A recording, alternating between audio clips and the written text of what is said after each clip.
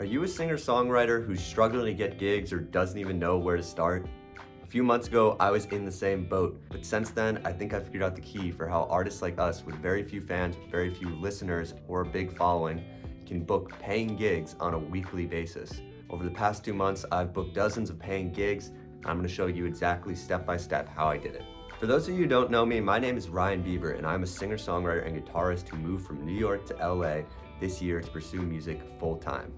My first 2 weeks out here, I booked 2 paying gigs, and last month I hit a huge milestone of breaking even as a musician living in LA for the first time. And the way I was able to do that was by booking over 10 paying gigs last month, and basically doing the same this month, and am trying to do that for all the months going forward. So without further ado, let's do it. Let's get into it right now. The way I see it, there are 4 simple steps to booking gigs, and the first one is goal setting. You need to ask yourself 3 things. 1, how many gigs am I trying to play a month? 2, how far am I willing to drive for these gigs? And 3, how much am I looking to get paid for these gigs? For me, I want to be playing literally as many gigs as possible. 3 to 4 gigs a week would be my goal, and is what I am aiming for when I am booking gigs. I have set a 100-mile radius for my gigs. Basically, I'm willing to drive 2.5 hours in any given direction from LA to play a gig if it pays well enough. As far as money, before coming out here, the most I'd ever been paid for a gig was $150 for 3 hours. And at the time, I thought that was a lot. Right now, that is the minimum I would accept for a 3-hour long paying gig. The most I've ever been paid is $300 or $400 for a 3 or 4 hour gig. So in general, for a 3-hour set, what I ask for now is anywhere from $250 to $300. And the nice thing is, the more gigs you keep booking, the more you could raise your price, because when I first started doing a few winery gigs, the winery said, oh, we'll pay you $200 for 3 hours. I'm like, great. I used to be getting paid $150 for that. Now I'm getting paid $200. Then I went to another winery and they said, $250 is good with us. So $250, great. And now the most recent winery that I'm gonna be playing in the fall, they're like, oh, we'll give you $300 for 3 hours. So now when I go reach out to wineries, I can literally say, in the past, I've charged $300 for a gig. Worst comes to worst, they say, that's not in our budget, can you do $250? All of this to say, find what price point works for you and hopefully leverage gigs that you get along the way to get a higher pay as you go on. So those are the 3 things to keep in mind before you even start reaching out to gigs. The second step of the 4-part plan is research. Now hold your groans. I know research sounds really boring, but I promise you this is literally the most important part of booking gigs, is finding the venues in the first place. Like I said, I'm looking for any gig within a 100-mile radius. So what I do is I go on Google and I go town by town and basically look up any restaurant, cafe, bar, brewery, winery, farmer's market that would have live music. Now, the best way I've found to do this is whatever place you're looking to play, a restaurant, winery, you type that in with live music in ... whatever location. What happens is Google pops up with a bunch of restaurants or bars or whatever, and so does sites like Yelp. And what they do is they basically find comments where people have put, oh, this restaurant had great live music. I love the ambiance and live music of this restaurant. So basically, it pulls from a range of reviews and comments to basically amalgamate all of the places that would have live music. So from there, it's important to go to the website of the venue itself because it might not be a good fit for you. If you go on the site and you see it's only bands, well then they're probably not gonna be looking for solo singer-songwriters. Same goes for places that are more nightclubs or only seem to be booking DJs. I don't really bother reaching out to them. So when it comes to research, you need to find places with live music that are a good fit for you and your style of music. More recently, I found a super handy tool called Local Live Music that has really helped me find new places to book gigs. Honestly, I think with the Google and Yelp thing, it's really helpful for an initial search, but I don't think it touches upon every single place that has live music. This website, Local Live Music, basically lists every single place within a given region or area where there's live music that night, and they list it for every single day of the week. You can filter based on date, days of the week, like who was playing last week, where. I unlocked like so many places that I didn't even know had live music just by looking at this site. Another way you can get gigs Where are your friends or fellow musicians in the area playing? When I'm on Instagram, I follow a lot of musicians and I see them post their monthly gig schedule or gigs that they have coming up. I'm almost always screenshotting that and then immediately looking up the place, because in my head, if it's someone I know or just a musician doing the same thing as me, if they got a gig there, I know that I can too. And if you're on good terms with that musician, you could even ask them, how'd you get this gig? Who do you reach out to? So that's been super helpful as well. Rely on your friends, rely on musicians, and rely on social media as a way to find new gigs and new places. So now you know what venues you want to play at, but who the hell do you reach out to? The next step is cold calling. When I say cold calling, that can mean emailing, it can mean calling, or it can mean going into the venue. In general, going into the venue is the best option. Calling is the second best option, and emailing is the last resort. Me personally, since I'm booking gigs in such a wide radius, I don't necessarily have the luxury to go in person. And I think a lot of the time they're just gonna give you the business card of the general manager. There's a chance that the general manager won't be in, so I don't necessarily always lean towards, oh, you have to go there to get the gig. Unless you call and they specifically tell you, hey, come in or come to one of our open mics, then sure. But in general, I found calling to be the most effective. And here is exactly what I say whenever I call the restaurant. Hi, my name's Ryan, I'm a musician. I'm looking to play live music at your restaurant. I'm wondering if there's anyone I can speak to about that. Then it goes one or two ways. They say, oh, I'm sorry, the person who books or the general manager is out right now, but I can give you their contact info. Or they say the general manager's in right now. Let me see if they're available. Rarely does the general manager or booker actually want to talk to you or wants to be on the phone call right in that moment. So usually what happens is they'll give me the email of the person that I can contact too for that. The nice thing about this is it's usually an email or phone number that isn't listed on the website. Most of the websites for the restaurants are like info or reservations at whatever the restaurant name is. But here it's usually their first name or whatever, the general manager's email. I think it's also really good to ask whenever they give you an email, who's the best person to address this out to? Because sometimes the email might just be manager@therestaurant.com.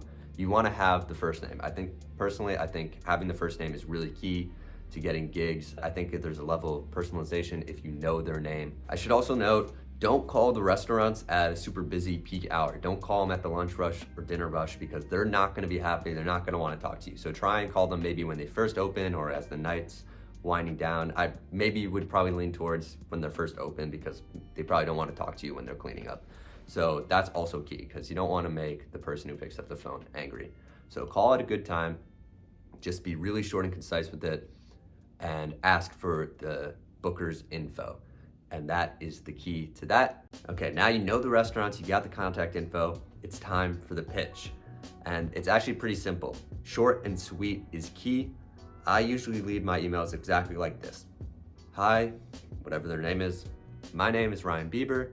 I am a 24-year-old singer-songwriter and guitarist, and I'm looking to play live music at the venue's name in the months of, I usually like to give a range of 2, maybe 3 months, but 2 months or maybe just 1 month. You could ask for specific dates if you want, but I find that that kind of narrows down your options. So I usually say in September or October, or you can be vague like in the fall or for the summer season. Sometimes I keep it vague like that in the intro, just really trying to get a range of dates. The next part I think is kind of optional, but what I do is I say, my style is most akin to John Mayer. I incorporate live looping and melodic guitar solos into my act. Or you could say, I've been singing and playing guitar for 12 plus years. Some sort of pitch about yourself, give them an idea of what is your sound like as a musician. The next thing you say, here is a link to me playing either an original or a cover. Here the key is, if you have live video, like footage of you playing live, that in general is the best thing you could send. That's what they want to see. An original song, a Spotify link, that's all great, but they want to know what are they actually going to sound like in person in my venue. So if you have a really good high quality live video of you performing, then that is the key. That is the best thing you can send. I would put 2 links max. I've heard of some people putting their link tree. To me, that's like too many options. I want them to have as few steps as possible. So if they can just click and instantly hear my music, that's the goal. I want it to be as easy as possible for the booker to hear me and find what I sound like. This is also the part of the email that I tailor the most. In general, I keep the same format for everything, but again, if it's a venue that is maybe they're a bit more jazzy or blues and upscale, then I'm gonna put a link to a jazzier song or a jazzier performance. If it's more of a brewery, blues rock sort of place, then I'm gonna do a different one than I would for a jazz place. So make sure you're sending the right kind of live music link to the venue that you're reaching out to. Make it appropriate for them. And same goes for if you're listing your influences or your style, like change the wording slightly to make it fit whatever place you're applying to best. Additionally, if you really want, I don't always do this, but you can add a line about places you've played in the past.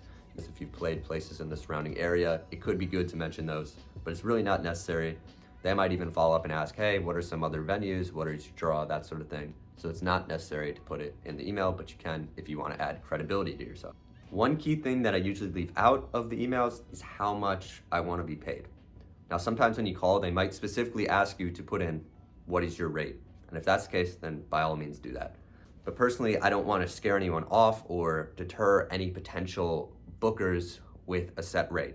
I like to follow up, just here's my music, here's what I'm offering. Then when they write back, they'll inevitably ask, what is your rate? Or they'll just say straight out, here's what we pay performers. The last thing I put is, thank you very much for taking the time. I look forward to playing at your venue, or I hope to hear from you soon.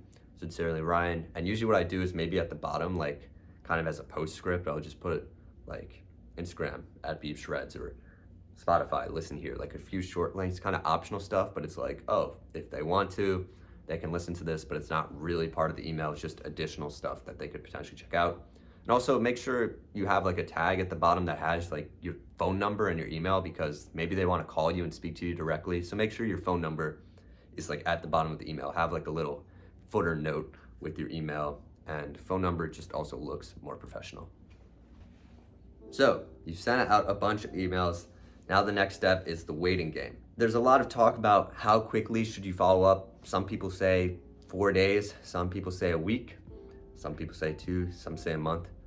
I like to give it 2 weeks is what I go for. I don't want to be too pestery, but it's also, don't let it sit too long. This month has actually been my first time sending out consistent follow-up emails, and I swear I've booked like 5 gigs just from copy and pasting the exact email I say. The only thing I change is to say, hi, this is Ryan Bieber, just following up again, and then I copy and paste the exact same email. And I've literally booked like 5 gigs this month just from following up. And that's been the best feeling, because it almost feels like no work. It's like, oh, I already reached out to these places ages ago. Now they're just coming back to me. Because the truth is, general managers, bookers, they're busy. Maybe your email gets lost in the sea of other emails and inquiries. There are so many musicians, so many bands looking out and trying to book gigs. So it's very easy for your stuff to get lost, especially if you email on a busy day. Maybe they're out on vacation or off work.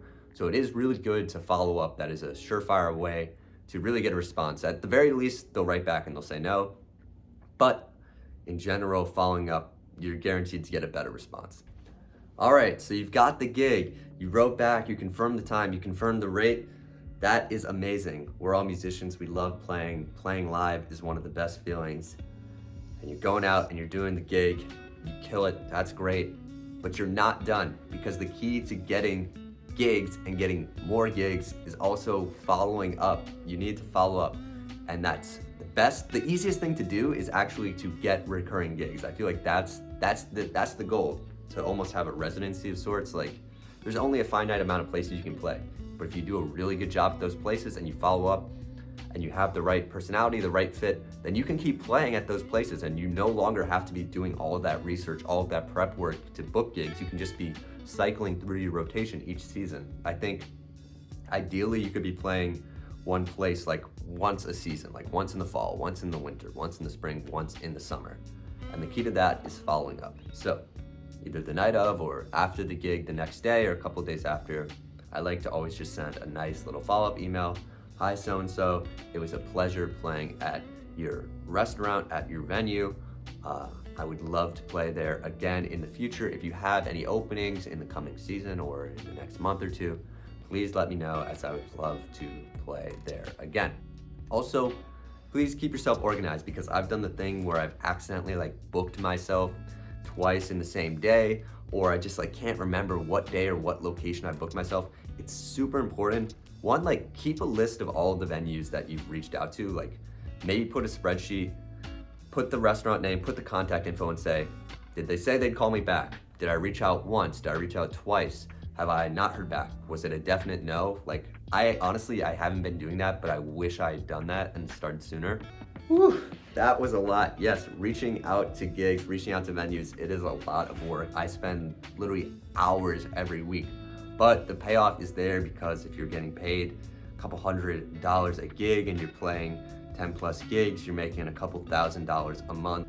You know, you spend an hour reaching out to 20 restaurants and out of that, you know, one responds, but it's a $300 gig, then it's worth it. It's always worth it. All you need is one. That is the key. All you need is one gig. Most of the places you write out to will not respond or they'll say no. But there are always ones that will say yes, and that is what keeps me going and what should keep you going. You can book gigs, anyone can do it. I know a lot of people are held back by fear, thinking, oh, I can't do that, or I don't have the songs for that. Trust me, you do. It's all possible. I'm a very shy, introverted person. Making phone calls is a tough thing to me, but the worst thing they can say is no. Best thing they can say is yes. You need to put yourself out there. You need to try new things and take those risks. I promise you it's worth it, and it all works out in the end. I hope this video was very helpful to anyone like me who has been looking to book gigs. If you want more videos like this in the future, I'm down to start giving more advice. Again, I'm all in on this music. I'm doing it full time, and I am trying my best to make a living at it. I'm no expert, but I am out here doing it and on the ground. And if you want this kind of advice, let me know in the comments, text me, DM me, because your feedback is incredibly valuable to me. Wishing you the best of luck with getting gigs, and see you next time.